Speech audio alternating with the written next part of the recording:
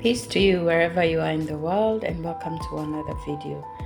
On the last video, I shared about some formulas we use to get measurements, and you can use these formulas to draft an item. So today's item is going to be a jumpsuit, a full jumpsuit with no connection at the waist. So here we go. I start off with two pieces, folded pieces for the front and for the back. And this is what we're going to use to draft. So firstly, we're going to start by drafting the front. As much as we like to draft on paper, sometimes you can also draft on fabric.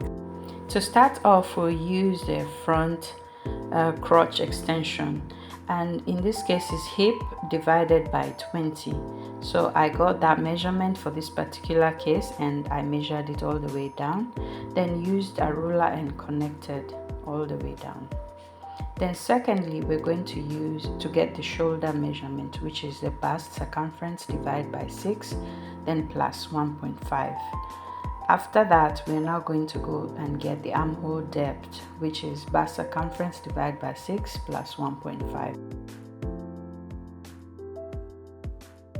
An added advantage of using this formula is that you can actually get the chest line.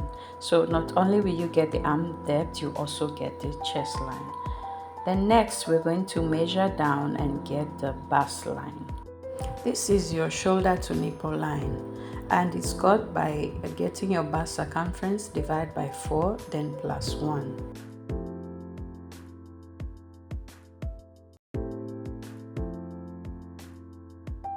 It's always wise to label every line so that it doesn't lead to confusion. If you're an expert, it might not be so confusing, but for beginners, maybe it's wiser that you label everything. Earlier on, I got the armhole depth line, but I did not use a ruler and draw it down, so that's what I've done there. The next measurement will be shoulder to under bust. In this case, the bust is above 40, so we're going to use 4 inches. So you measure 4 inches. From that mark, you measure down 3 inches, and this will be your waistline. This is usually like a standard measurement, so it's 3 inches from the under bust line to get to the waist.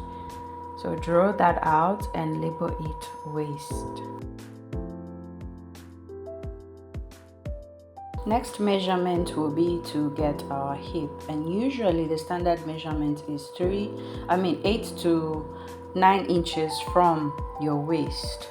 But if you're a tall person, I'd advise you to go for 9 inches. So anywhere from 8 to 9 inches. In this case, I went for 9 inches. Draw the line out and label it hip.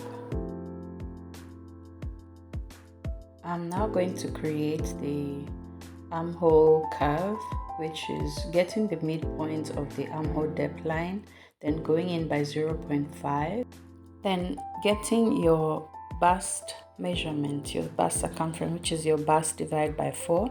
You mark it out and then connect the points to create your armhole curve. Just like the bust measurement divided by 4, you will do the same at the waist and then at the hip. That is waist divided by 4 and then hip divided by 4 to mark all your horizontal measurements. Next is the crotch line. You will get the crotch line going down from your hip to the crotch line, which is your hip circumference divided by 4. So whatever you get, you draw it out, and you will do this from the edge of your fabric, that is all the way from one end to another, to create the crotch line. Because from here now we're going to create the crotch curve. For allowances, you add 1.5 or whichever one is comfortable for you if you feel like you need more ease. But this serves as your allowance for both sewing and ease, and you will connect all the points from the bust, from the armhole all the way to the hem. As for the neckline, I decided to have a fold-up type of neckline, so I'll go down by 4 inches and create a line. And this is where I'll fold in the top fabric. More on this later in the part 2, where you will watch me do the whole process. Proceed to cut out the outline of everything. But once you get to the hem on the side, you go up by 1.5 inches or 2.5 inches to create the curve at the side seam, and you'll cut everything out, and this will be the front block. So we are done drafting the front. But before we finish, I'm going to take in the measurement of the inseam. So this will help us to match the back inseam with the front inseam so that they will be exactly the same. To start off the back, we're going to get the back crotch extension, which is usually adding 1.5 inches to the front. So whatever you got for the front, you add 1.5. Then we're going to repeat the whole process we did on the front. So that is to get the shoulder, the armhole depth, the bust line, the under bust, the waist, and then the hip, as well as the crotch. So repeat that whole process on the back one as well.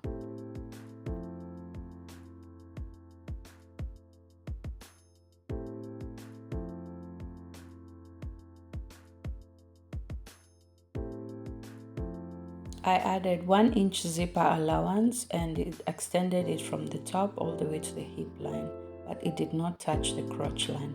Then from the hip line, I'll connect with a curve to the crotch, creating the crotch curve. Measure your inseam and make sure that it matches the front. If it doesn't, then you have to measure where it gets from the bottom to the crotch line, then extend the curve to that point. Then just like the front, get all your horizontal measurements and mark them.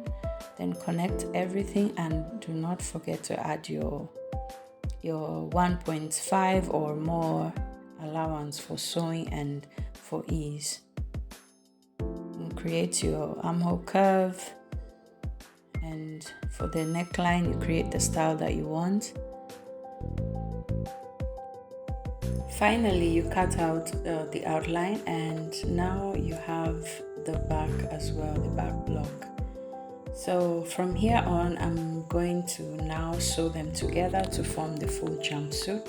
So please proceed with me to the next video on part 2, where I'll be sharing how I joined everything together and the process of how I made a full jumpsuit using the formulas. Thank you for being here, and I'll see you on the next one.